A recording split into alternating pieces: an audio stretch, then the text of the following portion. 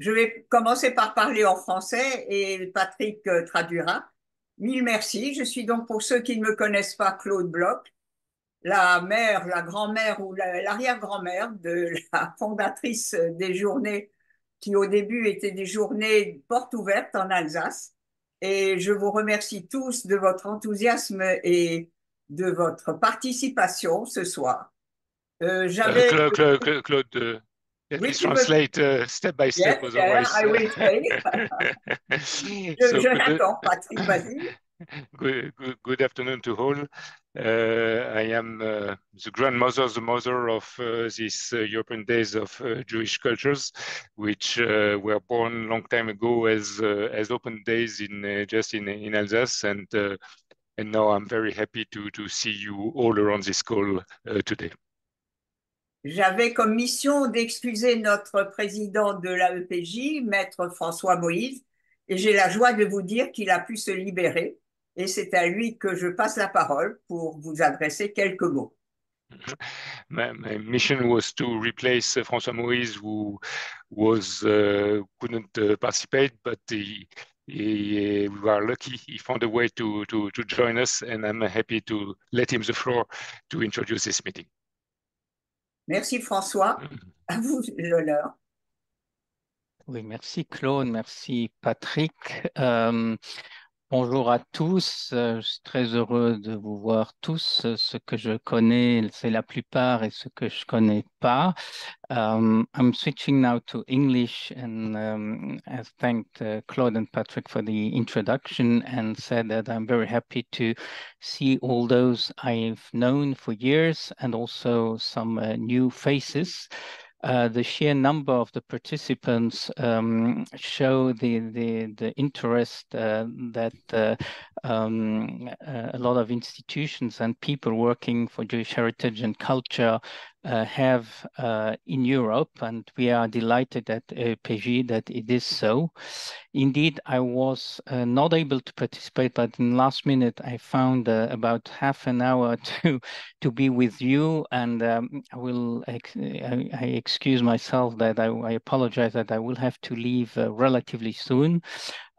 But I found it important as president of the association to greet you all and say that the more years pass, the more participants we have and the more sophisticated the programs are. Very different institutions, many countries involved, but the core of our mission is always the same. It's to save the Jewish heritage, it's to promote the Jewish heritage, it is to let Europe know that there were Jewish communities, that there are Jewish communities, and get them to know as well, which means that Jewish heritage and Jewish culture should be more broadcasted around. And especially in these very troubled times, we see how important it is to stretch our hand to other people, other components of society, and get across our messages that coexistence is by far the most important quality of a society, of our society of today, where different groups can understand each other, know each other, live together, and do whatever they want to do in a democratic state. I'm not going to speak for a long time as the program is very interesting, and I was asked to introduce the first speaker after me. And I have not seen her yet, but Federico, can you tell me if Dr. Pascale Falek is here indeed? Ah, voilà, je vois qu'elle est là. Bonjour Pascale. And so I'm delighted to introduce Dr. Pascale Falek, who is a policy officer at the European Commission at the Direction General Justice at the Unit C2 Fundamental Rights. We have started works for some time now together, and she's been working actually since 2020 as policy officer at the European Commission. in the office of the European Coordinator for Combating Anti-Semitism and Fostering Jewish Life. That's the title, Ms. Katrina von Schnurbein. Pascale is in charge of files related to education, research, Holocaust remembrance, the International Holocaust Remembrance Alliance working definition of anti-Semitism, ritual slaughter, and fostering Jewish life. Before joining the Commission, she worked as curator and then director of the Jewish Museum of Belgium. As research project manager at the Belgian State Archives, she co-published an archival source guide on Jewish history of the 19th and 20th centuries. I think that Pascale is a known person of our association who is dedicated to her work and has supported our activities. And I want to thank her very much in the name of AEPJ and say how delighted we are not only to be supported by the European Commission, but to work together. And so without further ado, I will pass the floor to you, and I will already say goodbye to everybody, so I will not disturb afterwards when I have to leave this session. And I wish all the participants and everybody and our speakers the best for this session, and hope to see you soon. Thank you. Bonjour François, merci beaucoup. Bonjour à tous. I will also switch to English, although it's I see that there are many French speakers also present today. It's a pleasure to address you today, your annual meeting of EGGC organizers and coordinators.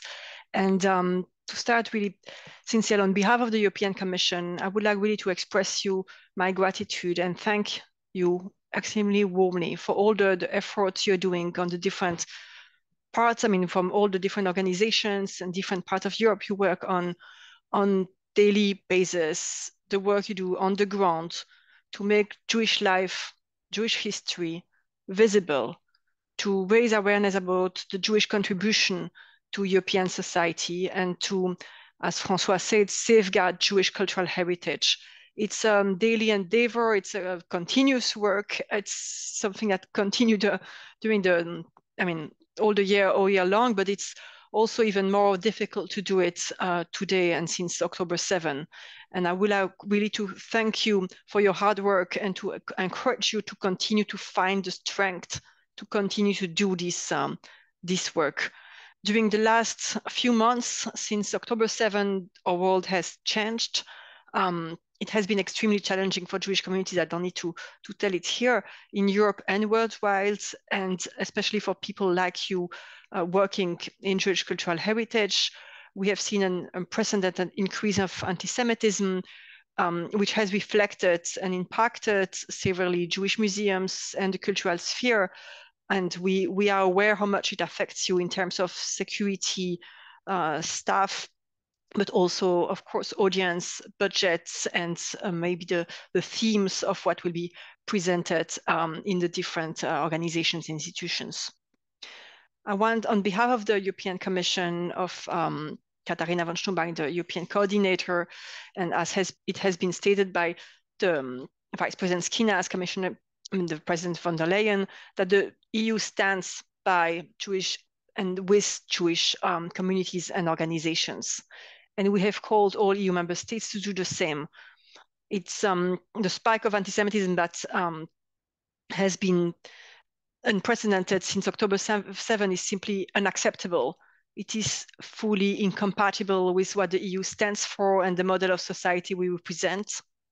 After 7 October, as European Commission, we have accelerated the implementation of relevant action under the EU anti-Semitism strategy.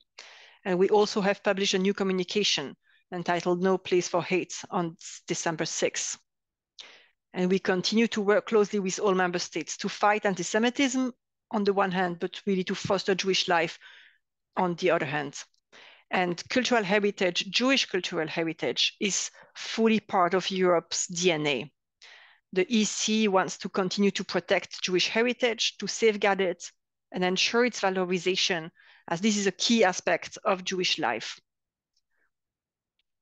As something some of you may not know, President von der Leyen has announced last December during the Euro Hanukkah event the creation of a new European award on Jewish cultural heritage. So this will be presented with more details in the coming months. We are also pleased as part of the CERF program, so the Citizenship, Equality, Rights and Values program. This is the largest EU fund program on fundamental rights. We continue to support projects on Jewish heritage, such as the European Days of Jewish Culture. And as you may be aware of, the new CERF call on remembrance is open with this year a specific priority on Holocaust remembrance for 8.8 million euros.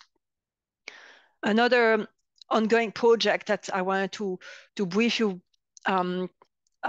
shed light on and explain to you is the call that is open for establishing a network of sites where the Holocaust happened. So here we have a call that is open now, a call for tenders that is open now at EU level in the European Commission for 3 million euros to set up a secretariat that will put together the different places where the Holocaust happened.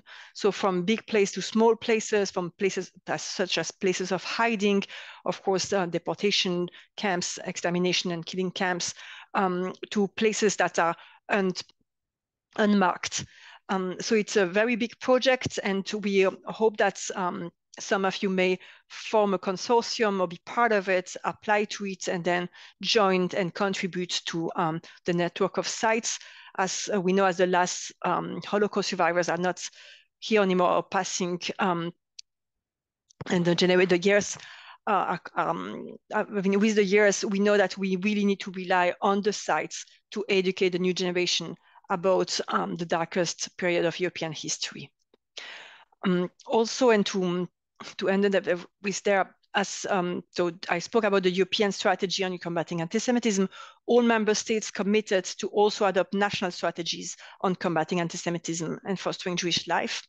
And as part of their national strategy, they are also encouraged to adopt specific actions to safeguard Jewish cultural heritage, to put funding for cultural heritage, and to really make sure that Jewish life and the contribution of Jews to Europe is known among the general audience and public. I would like to end up with these positive notes despite the difficult times today, and to wish you really a fruitful meeting today, good exchanges, and to encourage you again to continue the important work you do, and to tell you that we really appreciate the work you do, and we count on you as civil society to continue to do it and on the daily days. And I wish you a fruitful meeting. Thank you for your attention.